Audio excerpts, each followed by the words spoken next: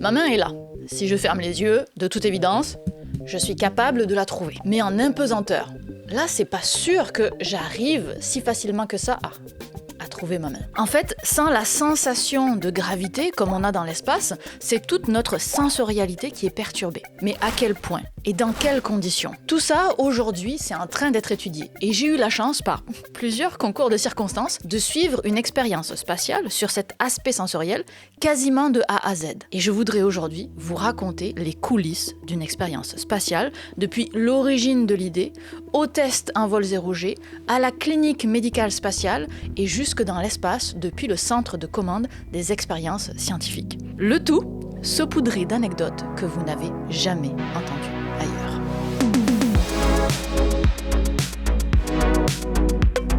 Tout a commencé en 2021 quand je rendais visite à mon amie Laure à Toulouse. Salut Marianne. Hello. Ça va? À ce moment-là, elle travaillait ici, ce qu'on appelle le CADMOS, qui fait l'interface entre l'ISS et les chercheurs. Elle m'avait proposé de visiter le CADMOS et j'avais eu l'autorisation de filmer quelques stories pour Instagram, mais comme il y avait des astronautes qui étaient en train de travailler, certaines choses ne pouvaient pas être diffusées, dont cette expérience, l'expérience pilote, c'est son petit nom. Donc vous aurez compris qu'aujourd'hui, oui, j'ai l'autorisation de diffusion. Ah, quelle horreur. Comment tu dis?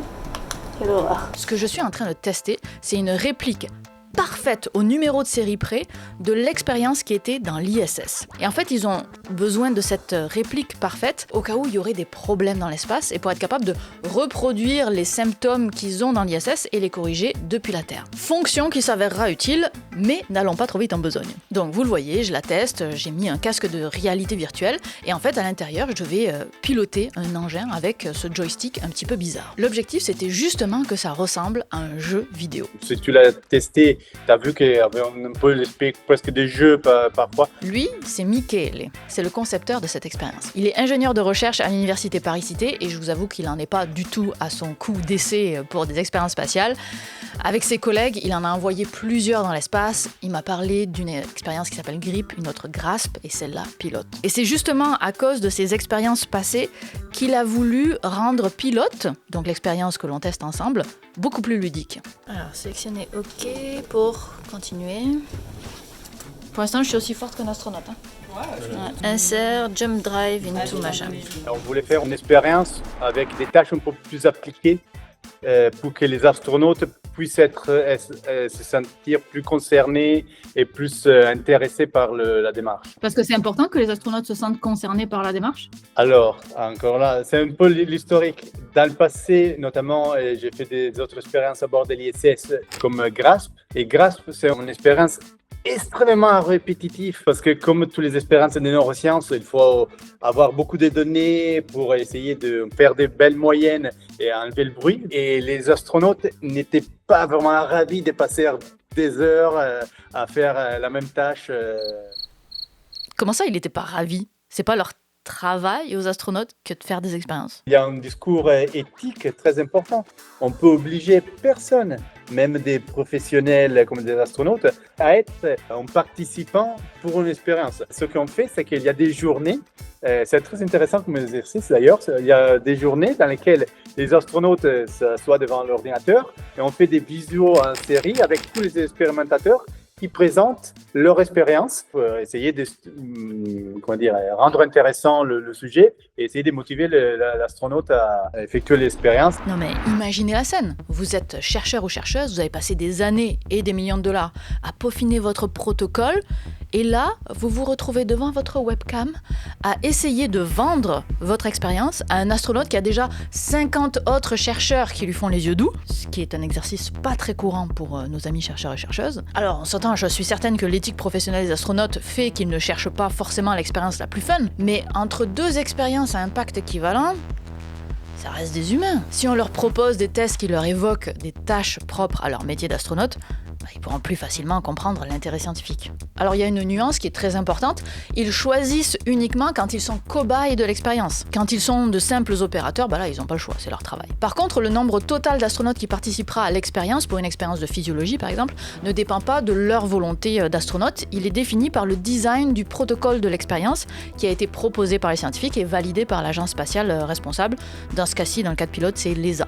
donc l'Agence spatiale européenne. Et ensuite, l'expérience restera dans l'ISS tant et aussi longtemps que le nombre prévu d'astronautes ne sera pas testé. Mais à chaque fois, l'astronaute a le droit de refuser. Et si c'est pas cet astronaute-là, on peut espérer que ce sera peut-être le suivant. C'est pour cette raison qu'une expérience à bord de l'ISS peut durer une dizaine d'années. Simplement parce qu'on attend qu'il y ait des astronautes qui la fassent. Et parce qu'il n'y a pas beaucoup d'astronautes.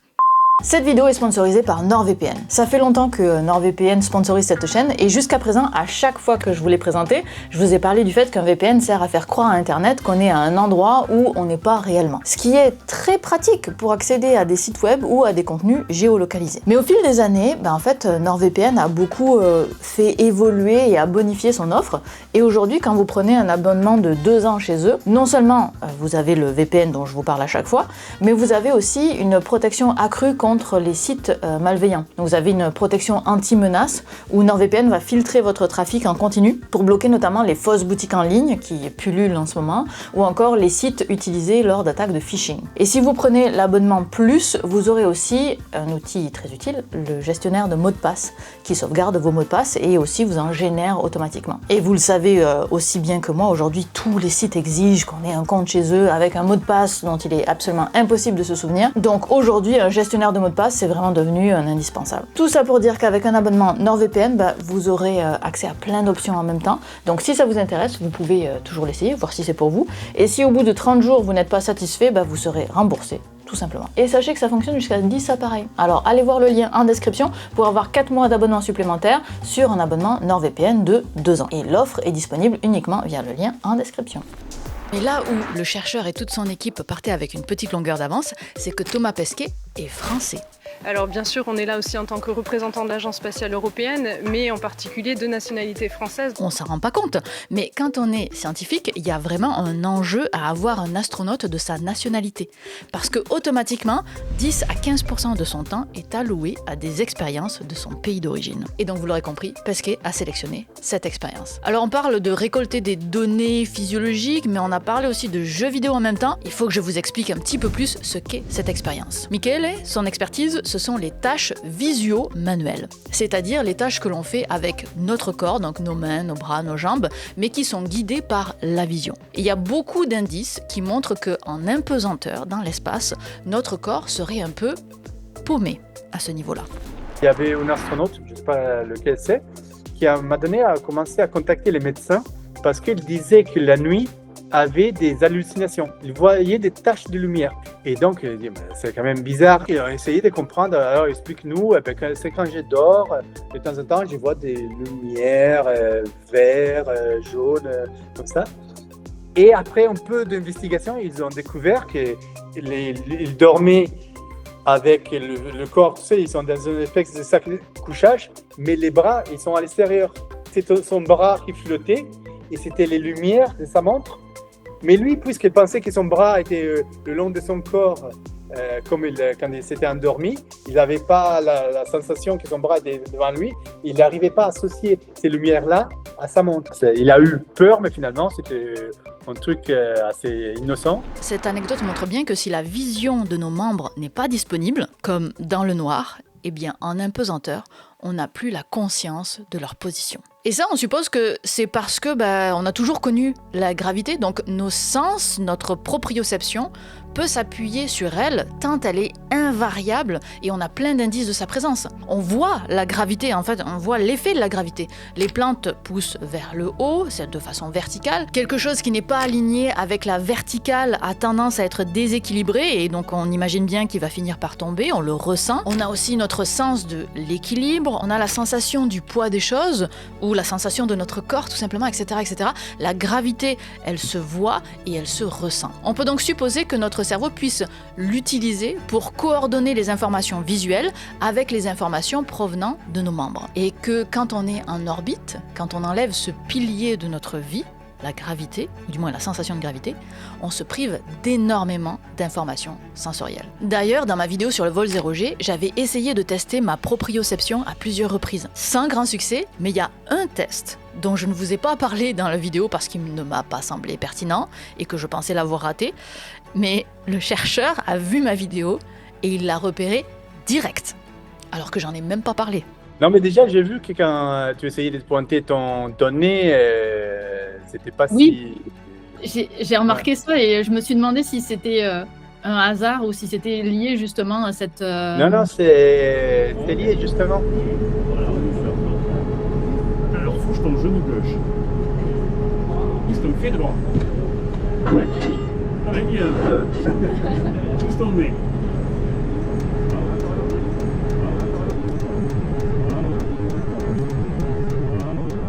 Donc si on résume, une des seules expériences que je n'ai pas intégrées dans la précédente vidéo est celle qui a marché. Merveilleux, merveilleux, merveilleux. Donc, vraiment, le fait que tu aies raté ton nez, c'est que tu avais des signaux qui venaient de ton bras, des signaux proprioceptifs, qui n'étaient pas aussi fiables que le son au sol. En tout cas, différents. Peut-être pas fiables, on ne sait pas encore. Bref, tout ça pour dire que Pilote est une expérience qui étudie pourquoi je n'arrive pas à viser mon nez en impesanteur alors que j'y arrive très bien en pesanteur normale. Regardez, ça va être très impressionnant. Le talent. Le talent. Alors cette perte de compétence à viser mon nez, est-ce que ça vient de mes yeux qui ont perdu la vision de la gravité? Est-ce que ça vient de mes muscles qui ne savent plus à quel point ils doivent forcer, s'activer en l'absence de pesanteur? Ou est-ce que ça vient de la communication entre les deux? Pilote, à la base, avait comme concept la gravité comme pivot autour duquel se coordonne notre visuomanualité. Là, on a développé des tâches comme celui de la conduite, dans lequel on avait la vision du tunnel et de l'orientation du véhicule dans l'espace, mais aussi la motricité parce que tu pouvais sentir aussi les contacts avec les surfaces de ce qui touchait, et aussi il fallait agir pour pousser, faire avancer le drone. Donc là, c'est une tâche de coordination visuo-manuelle assez complexe. D'ailleurs, au début, les astronautes avaient du mal à la faire, la tâche. Moi, je me souviens d'un truc, c'est que j'y arrivais pas du tout. Alors, j'ai jamais joué trop aux jeux vidéo, donc j'ai pas une habitude de faire ce genre de choses, mais je me souviens que j'avais trouvé ça particulièrement difficile comme tâche et que j'avais pas réussi à contrôler le drone ou en tout cas le truc que je devais faire voler. Alors non seulement c'est intéressant pour la recherche fondamentale que de comprendre comment notre corps ajuste ses mouvements, mais c'est aussi un enjeu pour les astronautes, parce qu'ils expriment une vraie difficulté à diriger le Canadarm, par exemple, et c'est potentiellement un enjeu aussi pour les patients sur Terre qui souffrent de problèmes de coordination. On y reviendra. Alors, avant d'être envoyé dans l'espace, dans ma tête, l'expérience devait suivre un protocole très clair. D'abord, on fait des tests en laboratoire ou en simulation sur ordinateur, puis en clinique spatiale éventuellement, puis en vol 0G pour valider que ça fonctionne en apesanteur, puis en dernier lieu, dans l'ISS. Personnellement, j'ai travaillé 6 mois dans le monde du spatial. J'étais en recherche et développement pour des antennes de satellites. Alors 6 mois, on s'entend, c'est vraiment pas beaucoup pour se faire une idée du milieu, mais s'il y a un seul truc avec lequel je suis sortie, c'est l'aspect hyper rigide de ce milieu. Il y a une très longue hiérarchie, des boucles de validation à n'en plus finir, tout est hyper rigoureux, vérifié, contrôlé, au point où c'est difficile d'avancer même, parce qu'on doit faire les choses dans un certain ordre, etc. C'est d'ailleurs en partie pour ça que j'ai démissionné, mais pourtant, visiblement, il existe une autre réalité, une réalité que moi je n'ai pas vécue, mais que le chercheur m'a fait découvrir. C'était, oui, les montagnes russes émotionnelles. L'expérience GRASP, en partie, doit son existence au fait qu'il y a une des fusées qui devait amener une autre expérience, l'expérience GRIP, qui a explosé. Et donc, on a dû reproduire un autre exemplaire du dispositif pour pouvoir faire l'expérience. Et nous, on a exploité cette possibilité de ce retard pour dire, si vous faites ces 3 petites modifications avec le même dispositif, on peut aussi faire GRASP. Et donc, c'est vraiment dans le spatial, en tout cas pour mon expérience personnelle. Il y a bien sûr des années de recherche pour développer les aspects scientifiques, l'hypothèse scientifique très précise pour avoir une expérience très carrée. Mais après, il y a une composante un peu de chance, de savoir saisir l'opportunité qui fait en sorte que l'agence spatiale dise « Ah ben oui, ça c'est une expérience qui peut voler facilement avec coût réduit. » Des fois, une expérience très bien préparée qui a fait toute une série de démarches à cause d'un problème qui nous est complètement indépendant, ne voleront jamais. Aussi étonnant que cela puisse paraître, la chance joue un rôle énorme. Et elle n'a pas toujours été là pour Michele. Alors, je vous ramène au cas de Moss maintenant. À ce moment-là, le matériel de l'expérience a pu être validé pour voler, empaqueté et envoyé dans l'ISS. Il n'y a plus qu'à la réaliser. L'expérience a des moments précis qui sont réservés dans l'agenda des astronautes et c'est tellement millimétré qu'il ne faut pas trop qu'une expérience prenne du retard. Il ne faut pas trop qu'une expérience prenne du retard. Voici l'agenda des astronautes, aussi appelé Optimis. Chaque ligne correspond à un des astronautes et chaque bloc a une tâche. Il y a des tâches qu'ils peuvent faire quand ils veulent, d'autres qu'ils doivent faire à des heures précises et d'autres qui sont très très sensibles en termes de timing, celles qui sont entourées en bleu. Ils font des semaines de 5 jours. Ils bossent du lundi au vendredi. La journée commence à 6h30 GMT, elle finit à 21h30. C'est à peu près non-stop. Donc il y a le petit temps perso de je fais ma toilette, je m'habille et je prends mon petit déj et puis après ça attaque. Et le soir pareil. À midi, la pause méridienne elle n'existe pas vraiment. C'est-à-dire chaque astronaute va prendre... c'est un casse-croûte en fait. On les voit d'ailleurs souvent sur les canaux vidéo, là, ils sont en train de traverser, ils vont faire une manip, etc. Ils ont une paille dans la bouche avec une poche de boisson, un truc comme ça, ils sont en train de prendre leur repas, en train de voler vers une autre manip. We do have to eat our vegetables even in space, but don't worry, they do give us mac and cheese. D'ailleurs, dans Optimis, on voit que chacun a son lunch break à des moments différents, donc ils ne se croisent pas vraiment. Le soir, c'est un peu plus... ils essaient de faire en sorte que ce soit un peu plus partagé, d'avoir un moment privilégié où ils se retrouvent dans la salle de resto de l'ISS pour pouvoir partager un moment dans l'équipage. C'est quand même important aussi de garder ce lien humain à bord. Donc 5 jours par semaine comme ça, à fond. Le samedi, c'est rangement, donc ils sortent les poubelles, ils font le ménage, et le dimanche, c'est temps libre. Comment ça, sortir les poubelles? Et oui, il faut aussi faire du ménage à bord de la station. Mais il y a du déchet, donc les déchets, dans l'espace. En fait, ils mettent ça dans les cargos qui redescendent et qui sont soit détruits dans l'atmosphère, soit le retour au sol. Donc des semaines, ça fait quoi? Ça doit faire du bon 60 heures? Oui, c'est des bonnes semaines, ouais. Ça fait de bonnes semaines. Ouais. Généralement, ils dorment bien. Ouais.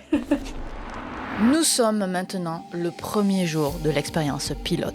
Elle est programmée dans l'agenda de Thomas Pesquet.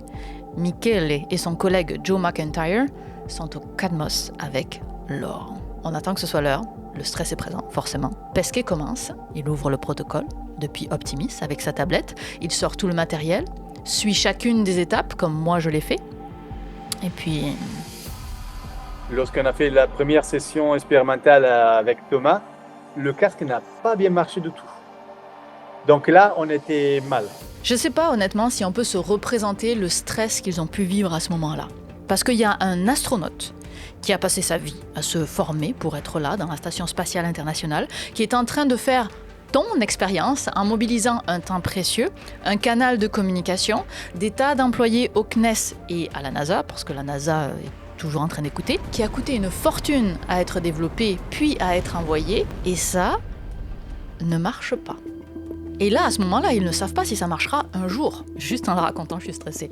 Mais là encore, dans cette apparente rigidité du monde spatial, tout le monde se mobilise et ils trouvent une solution. On n'était pas content du tout. On a eu réagir, s'adapter.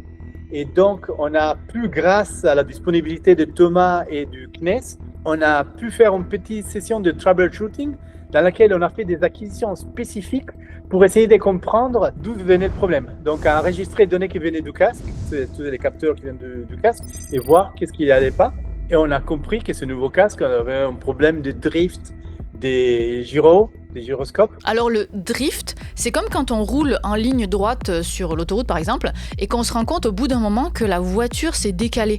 C'est subtil au début, mais ça devient de plus en plus évident avec le temps. En fait, ce qui se passe, c'est qu'ils utilisent donc des casques de réalité virtuelle qu'on pourrait acheter vous et moi. C'est des casques du commerce. Sauf qu'ils en modifient un peu l'usage. Et pourquoi est-ce qu'ils le modifient? Notamment parce que ces casques fonctionnent avec des accéléromètres. Donc des accéléromètres qui détectent la direction de la gravité pour savoir où est le haut et où est le bas pour bien orienter et stabiliser les images dans le casque. Mais le principe de l'impesanteur, c'est qu'on ne peut plus sentir où est le haut et où est le bas. Donc le casque ne peut plus fonctionner.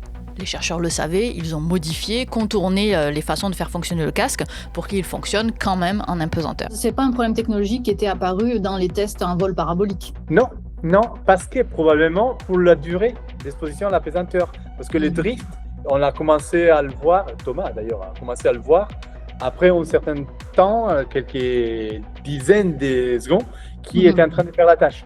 Et en vol parabolique, on avait une durée beaucoup courte, juste seulement en 20 secondes. Alors l'avantage dans tout ça, c'est qu'ils ont vite identifié le problème, puis ils ont pu corriger le tir en envoyant un patch, on va appeler ça comme ça, pour corriger cette erreur de drift. Il a juste fallu réorganiser le calendrier ultra rempli de Thomas Pesquet, d'autant qu'en plus d'avoir un agenda rempli, il y a une difficulté supplémentaire. On ne peut pas communiquer avec les astronautes n'importe quand. What?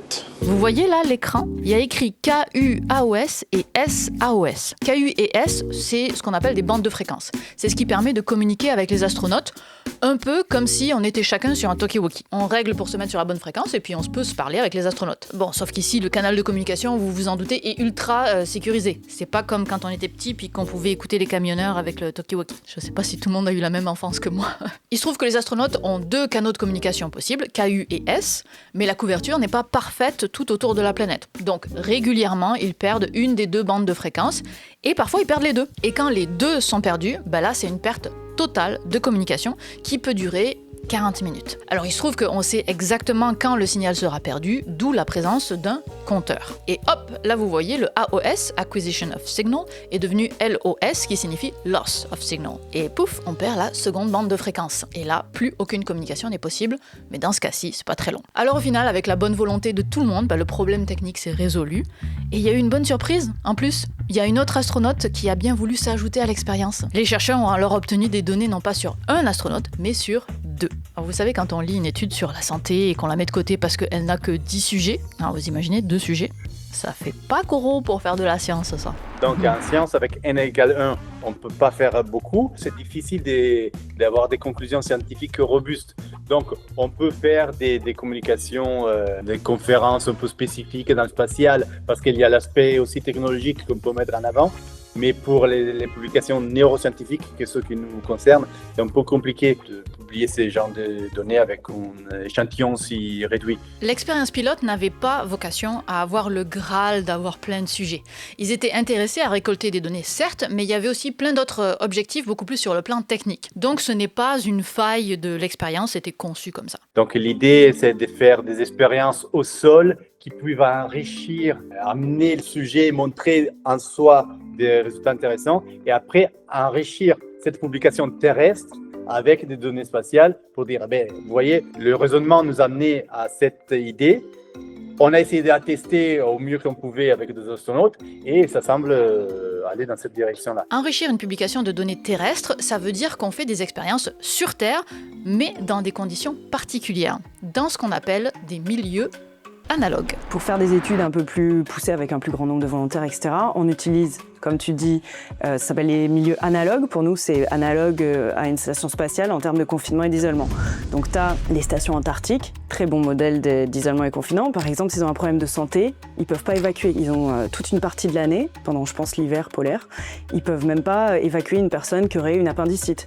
Donc en fait, ils ont toutes les réflexions de qu'est-ce qu'on va avoir besoin comme matériel médical pour être capable d'agir en autonomie sans pouvoir évacuer quelqu'un vers un hôpital. Tout ça, on peut le tester dans les stations comme Concordia. Il y a aussi un très bon modèle, c'est les sous-marins. On n'y pense pas parce qu'ils sont sur Terre, enfin non, ils sont sous l'eau, mais eux, ils partent sur des missions, là, les SNLE, les sous-marins nucléaires lanceurs d'engins, ils partent sur des missions, je pense, d'environ 80 jours. Normalement, ils n'ont pas le droit de remonter. Donc, ils prennent en charge plein de problèmes médicaux sur place. Donc, ils ont aussi des petites salles de prise en charge, de la dentisterie, un peu d'imagerie, de l'écho, des choses comme ça. Ces modèles analogues-là sont bien pour l'étude de l'effet de l'isolement, du confinement, des relations sociales, etc.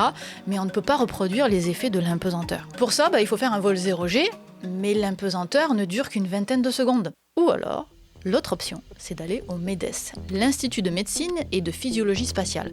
Et là, on peut reproduire les effets de l'impesanteur sur le corps humain avec un protocole un peu surprenant. Le modèle d'alitement, c'est pas un lit allongé normal, c'est un lit incliné à -6 degrés avec arc. Voilà, ouais. Les pieds légèrement relevés. Et ça reproduit donc la migration des fluides, dite fluid shift, vers le haut du corps, qui est le principal effet, en tout cas direct, du corps en micro-pesanteur. Suite à ce fluid shift, il va y avoir beaucoup de modifications physiologiques qu'on retrouve dans le modèle d'alitement. Cette migration de fluides, moi je trouve que c'est le phénomène physiologique le plus fascinant de l'impesanteur. C'est ce qui rend les astronautes, ou même moi, un peu bouffis dans l'espace. vous irez voir encore une fois ma vidéo sur le vol 0G. Alors ça va se faire à une vitesse sûrement différente de ce qu'on peut observer dans l'espace directement, mais on va retrouver très vite de déconditionnement cardiovasculaire, le fait qu'il soit alité. On va aussi retrouver l'atrophie musculaire qu'on peut retrouver chez les astronautes, qui sont eux dans un environnement de micro-pesanteurs qui utilisent plus trop, voire plus du tout leurs jambes, etc., contrairement à sur Terre. On observe aussi, si tu laisses les volontaires suffisamment longtemps, la perte de densité osseuse qu'on retrouve chez les astronautes, etc., etc. Donc c'est un bon modèle. Oh là là. Oh voilà, moins 6 degrés. Mais moins 6, c'est beaucoup, hein. Et oui, vas-y, jeune astronaute. Oh, quelle horreur!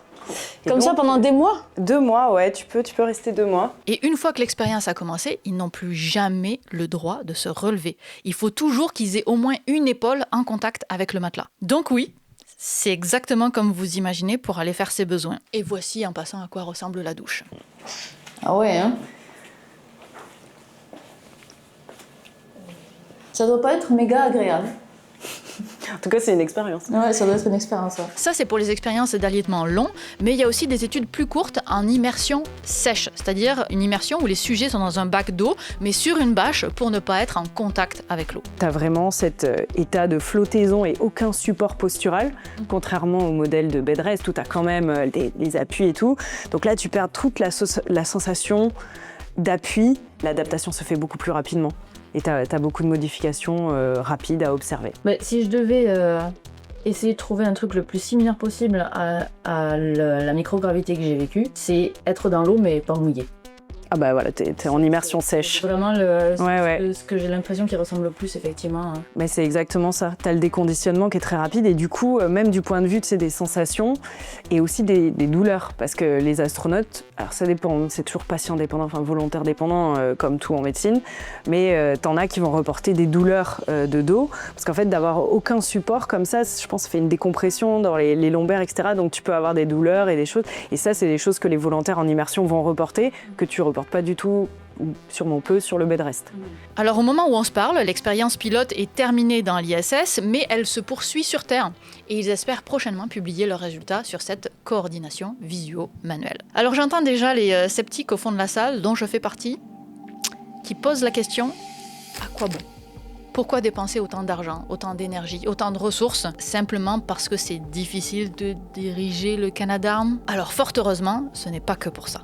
Non, pour moi, c'est super important. Je ne ferais pas ce travail si derrière, il n'y avait pas des retombées sur Terre. Pour moi, la microgravité, c'est aussi un modèle de pathologie. Et notamment, dans le laboratoire, on a une équipe de médecins, des ORL, qui travaillent avec des patients avec des troubles de l'organe de l'équilibre, du système vestibulaire. L'idée, c'était, quand on a commencé à observer les problèmes qu'ils pouvaient avoir les astronautes, on a dit, on va adapter grâce aux pilotes éventuellement pour les patients avec des déficits vestibulaires parce que ces patients-là ont été étudiés énormément pour la posture, l'équilibre, parce que quand tu as des vertiges, quand tu as des troubles du système vestibulaire, tu tombes et c'est très grave et donc il y a tout un travail à faire pour ce genre de problèmes.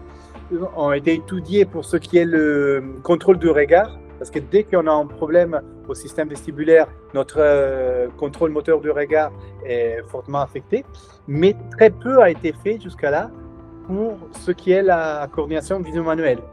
Donc, on a été voir ces médecins et dire, mais vous savez, avec les astronautes ou au labo, on voit, quand on essaie de jouer un peu avec le système vestibulaire, on voit des problèmes sur la coordination visio-manuelle. Et quand on a commencé à parler de ce genre de problématiques aux médecins, on a dit, mais effectivement, moi j'ai des patients qui ont des problèmes à écrire, par exemple, ont des problèmes qui j'avais jamais associés à la coordination visio-manuelle, mais qui effectivement pourraient être ça. Et encore plus particulièrement qu'on a adapté l'espérance grasp à des enfants.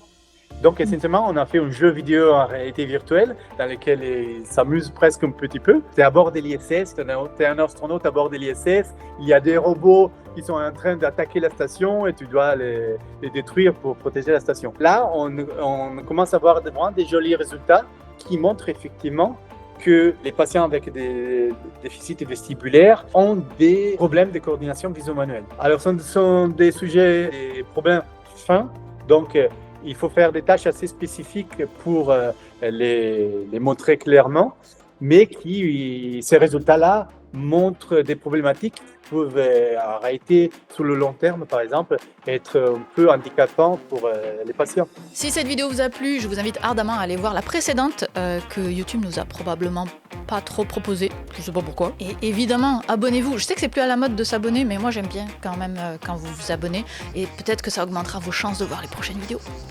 On espère. Youhou! Théou!